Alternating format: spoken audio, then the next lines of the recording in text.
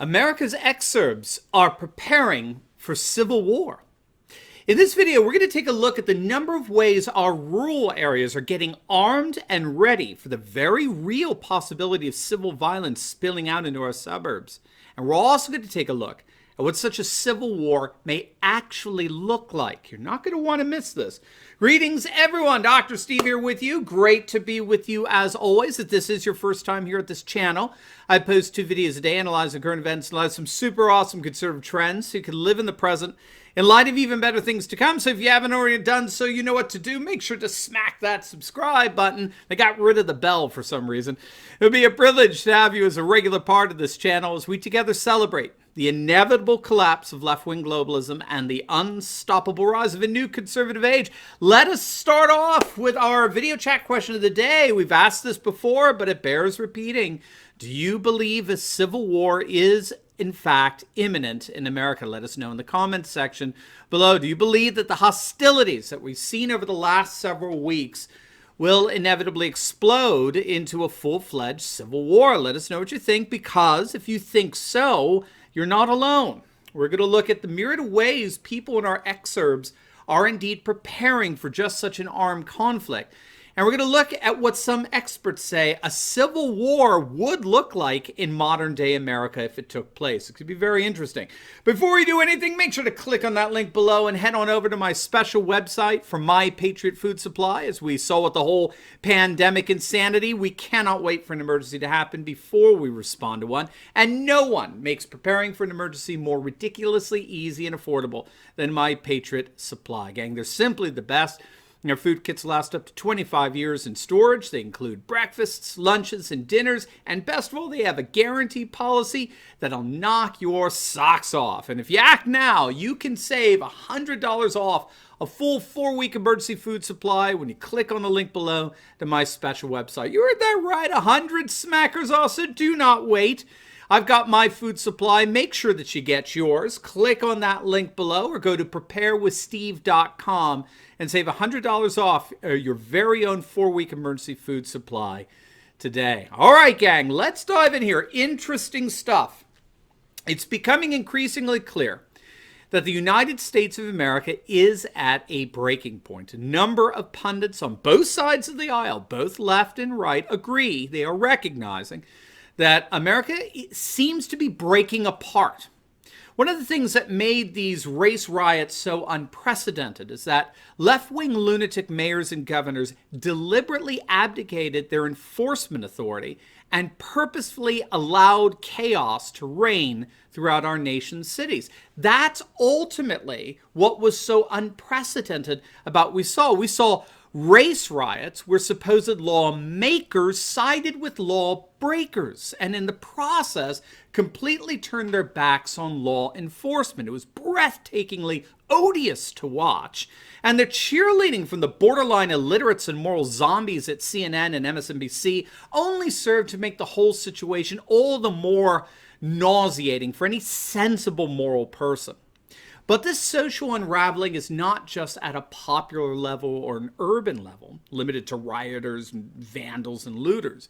This is actually going on at the federal level as well. We just did a video on the Supreme Court's insane decision to effectively give over half of Oklahoma to the jurisdiction of a sovereign Indian nation, which is technically balkanizing our nation. It's breaking up a state around ethno-nationalist tribalisms. So it's pretty clear whether we're looking at the civil unrest going on in our urban areas or we're looking at the absurdities taking place among our federal government like the Supreme Court decision, our nation does appear to be breaking apart. Now, we talked about precisely why that is in our previous video. Balkanization and tribalization is unfortunately one of the possible outcomes of the rise of a new conservative age, where we're seeing two competing nationalist populist visions coming to the surface. The two options are civic nationalism on the one hand that seeks to restore national sovereignty by reaffirming border security, economic nationalism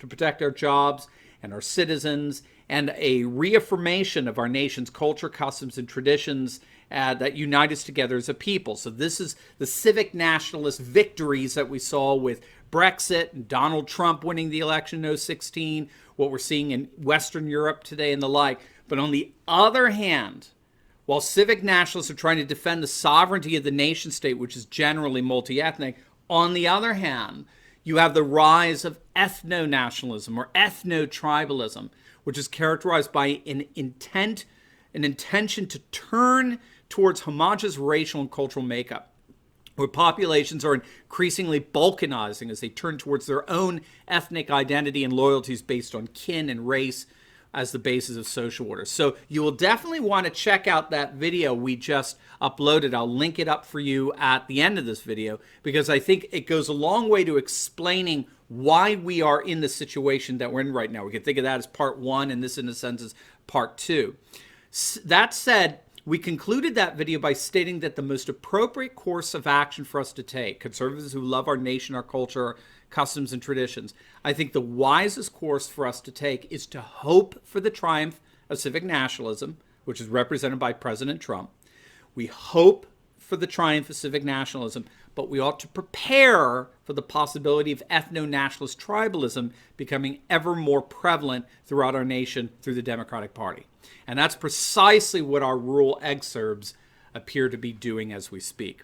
There have been a number of reports of rural areas beginning to take up arms and prepare themselves for a counterinsurgence, as it were, against a rising and hostile ethno-nationalist urbanized tribalism. First and foremost, as we reported on a video a couple of weeks back, we're seeing nothing short of a surge in armed right-wing militias throughout our nation.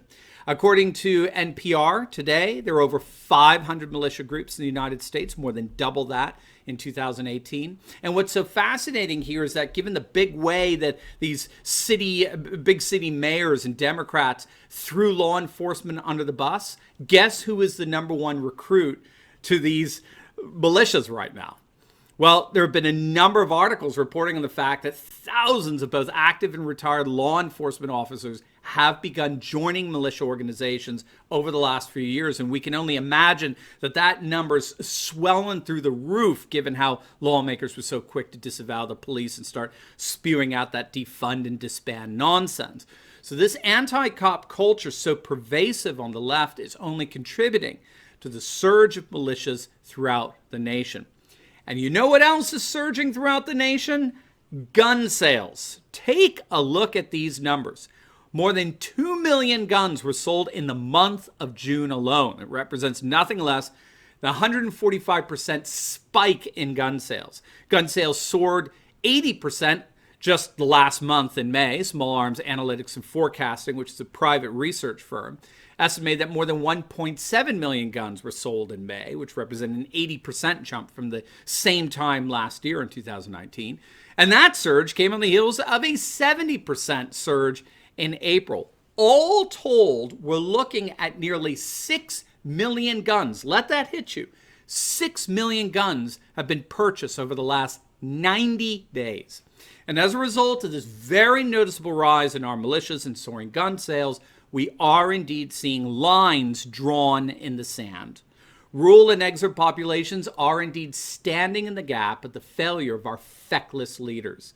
In the northwestern town of Coeur d'Alene in Idaho, all they needed to do was hear rumors about Antifa thugs planning on rioting in their town for a number of armed citizens, both men and women, to come on out and begin patrolling the streets and protecting businesses. In a number of towns throughout Washington state, around particularly Seattle, armed residents can be seen patrolling and defending their own neighborhoods. In the town of Bethel, Ohio, a town that has only 13 black residents, nevertheless, about 80 Black Lives Matter protesters descended on the town, but these 80 protesters were met with, get this, over 700 counter-protesters armed with rifles and handguns, which forced the activists to leave. And as many have been predicting, all of this may, of course, be gearing up for an all-out civil war in our nation. But that, of course, leads to the question, what on earth would such a civil war look like today? It couldn't be a war between two armies like we had in the 1860s. Our armed forces themselves would have to split. I don't see any indicator of that happening, at least not at the moment. Instead, I found the assessment by a counterinsurgency expert to be very interesting, and I think he provides the best analogy for what a civil war would look like here. Dr. David Kilcullen wrote an interesting piece of late, which argued that if a civil war were to break out in the United States, it would be highly unconventional, and it would most likely resemble the civil wars that ravaged the nation of Colombia from 1948 to 1958. Interestingly, that civil war began with racial riots in Bogota over perceived social inequities. Also of interest is that those riots and the violence and destruction that characterized them were indeed exploited by their political parties, the Colombia Liberal Party as well as the Conservative Party, both of which mobilized their rural supporters to attack each other's communities. The police, interestingly enough, took sides, taking sides with the conservatives to take over areas where predominantly leftist sentiments reigned, which here in the United States would mean exurbs and suburbs, where exurbs and suburbs come in contact. What we would then be seeing is armed gangs basically taking over cities, while armed militias would be taking over exurbs, and the two would be fighting for control over suburbs as a buffer zone. So that's akin to what happened in Colombia. And all in all, more than 200,000 Colombian men, women, and children were killed before the military finally intervened in a coup to restore order. And just in case you were wondering, Colombia has since found peace and is currently governed by a pro-Trump nationalist populist president. So we'll certainly be keeping our eyes on how things develop here. But make no mistake, tensions in our nation are at an all-time high. Left-wing mayors and governors will not protect us. That is guaranteed. And so more and more Americans are moving out of their failed jurisdictions of Democrats and arming themselves to defend their homes and communities from the growing consequences of the Democrats' dereliction of duty. Now, before you go, you will definitely want to check out my latest video I just uploaded on the insane decision by the Supreme Court to, in effect, balkanize our nation by giving over half of Oklahoma to a legally recognized Native American nation.